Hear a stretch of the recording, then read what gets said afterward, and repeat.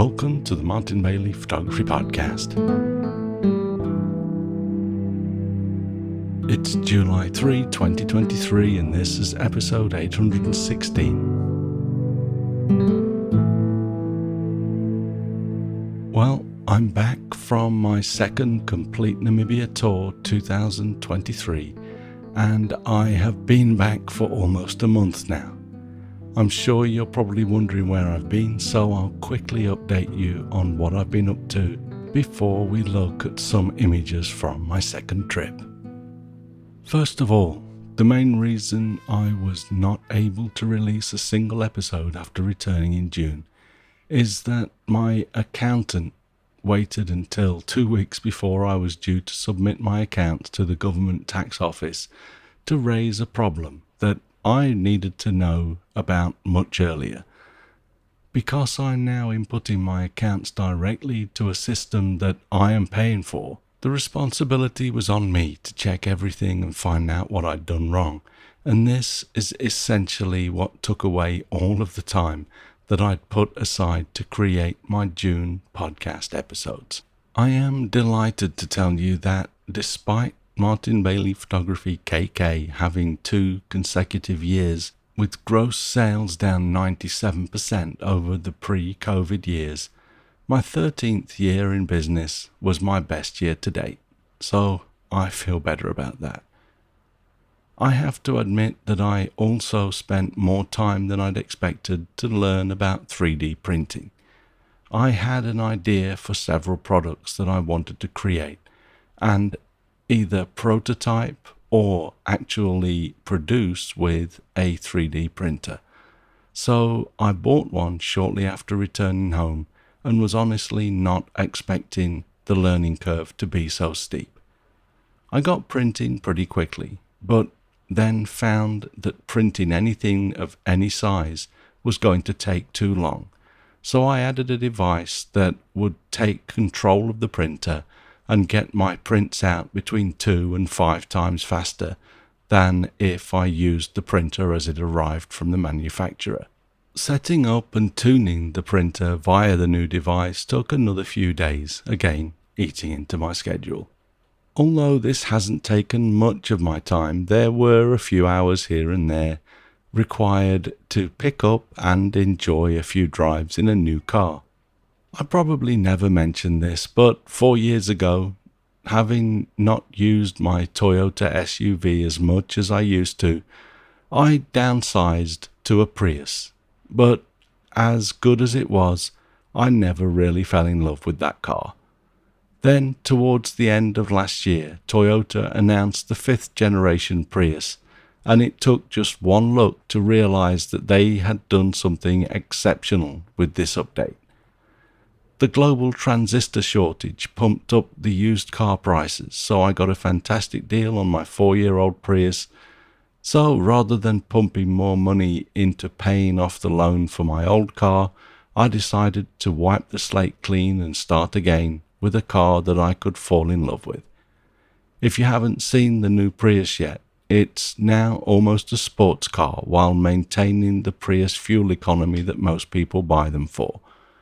The rounded back wheel arches and a windshield that is the same angle as a Lamborghini, and all of the other sporty changes make it a very nice vehicle.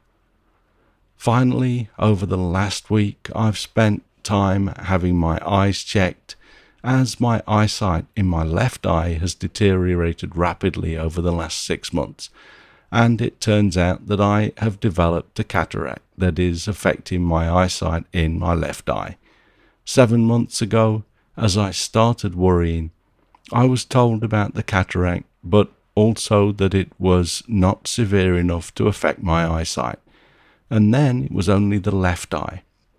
I have a similar one in my right eye now, so I will have surgery to fix my left eye first, then probably next year I'll need to do the right eye as well.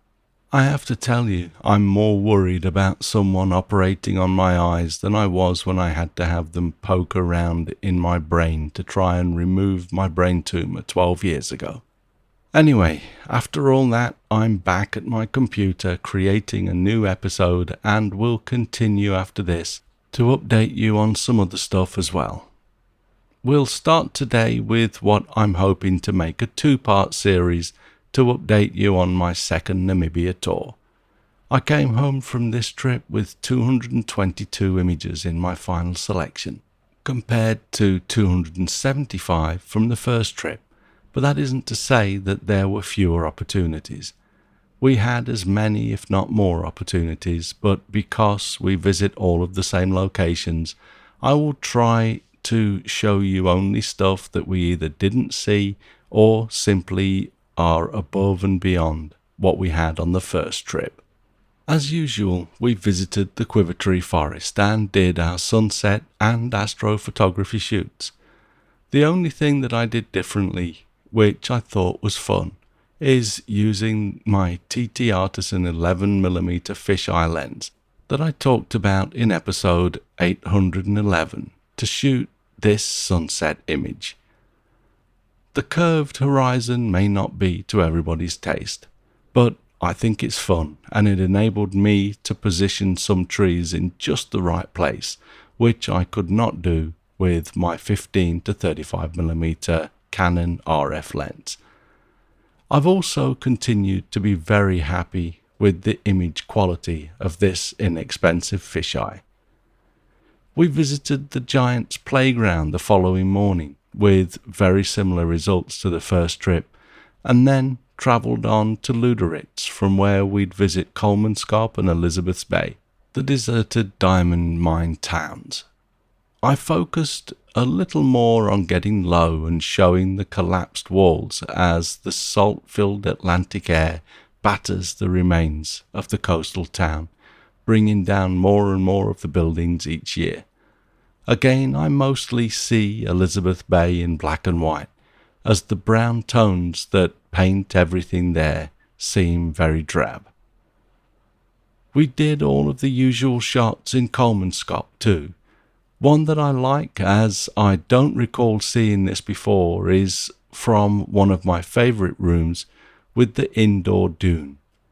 We got to this room on our second day in the deserted diamond mine town just as the sun was overhead, so the highlights on the walls from the sunlight shining through the roof slats were almost all perpendicular.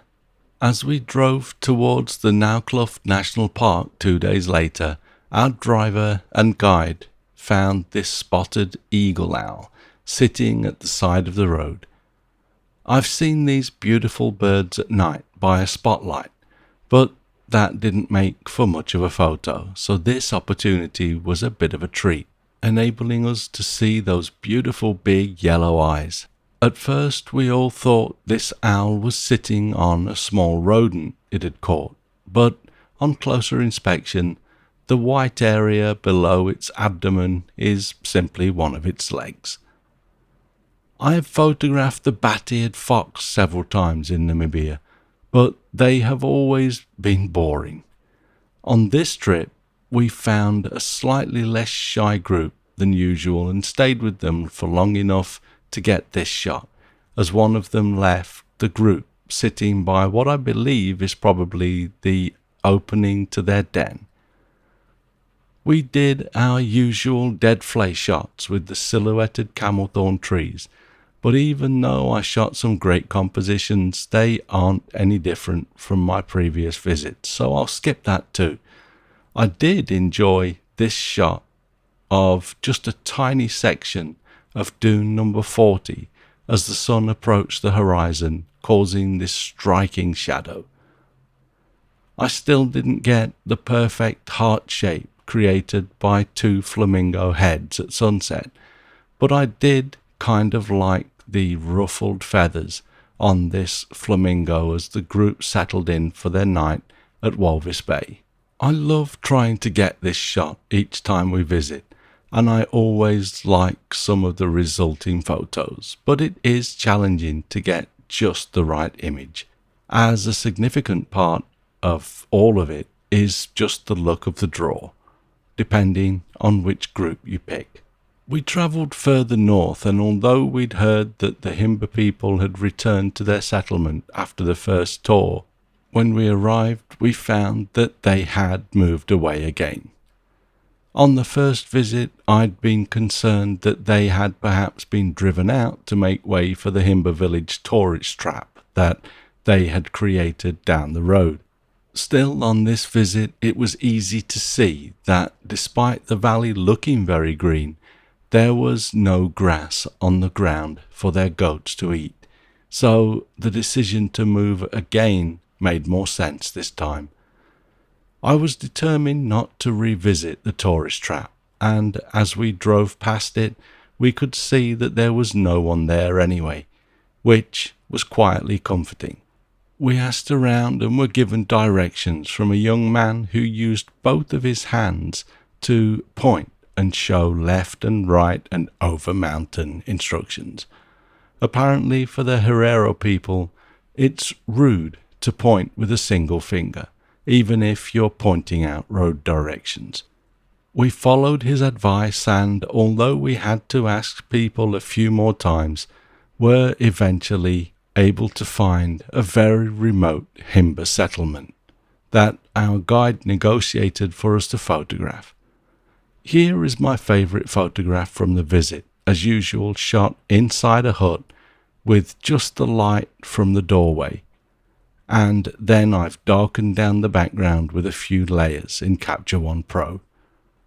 I was also delighted and saddened to hear that Makihoro, the young Himba girl that I've been photographing since she was a child, has now got a child of her own.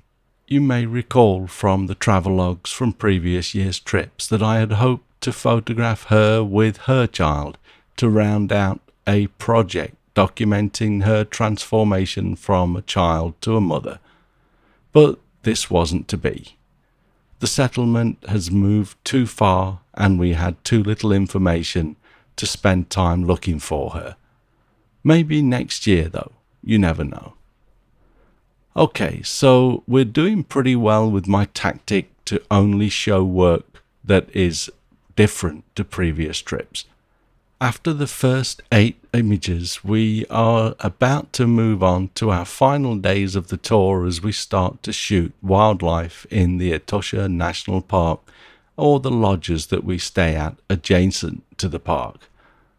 This image shows 4 hartebeest as they tore across the plain on our first afternoon in the park. We had another wonderful experience getting out of our safari vehicle and walking, this time to within just 5 meters of 2 white rhinos. This was at the reserve at our lodge.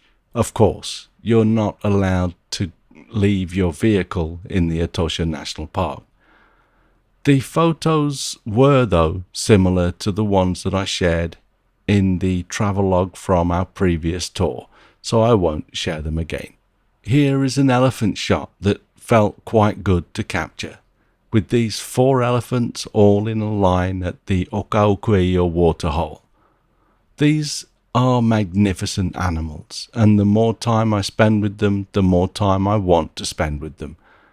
We had some beautiful encounters with elephants during this trip, and I'll share a few more photos of them next week when we conclude this short series. We'll wrap it up there for this week. We have filled the first vehicle for 2024, and there is no more time to try and fill a second vehicle. So if you wanted to travel with me to Namibia, you're a tad too late. I'm taking a break after 2024 for at least a year. If you would like to travel with me to Namibia after that, please get in touch with our contact form, which you can find linked to the top of all of the pages at martinbaileyphotography.com, and I'll see what I can arrange. Thanks very much for listening today. If you enjoy this podcast, please consider supporting us on Patreon, which comes with various benefits depending on your contribution, from basic support and access to the MBP community forum to full-blown photography mentorships. For further details, check out our Patreon page at mbp.ac/Patreon. You can find me on Instagram, Facebook, Twitter and LinkedIn, and links to everything that I'm up to are at martinbaileyphotography.com, so do drop by and take a look. I'll be back next week with the second part of this series, but in the meantime, take care and have a great week, whatever you're doing. Bye bye.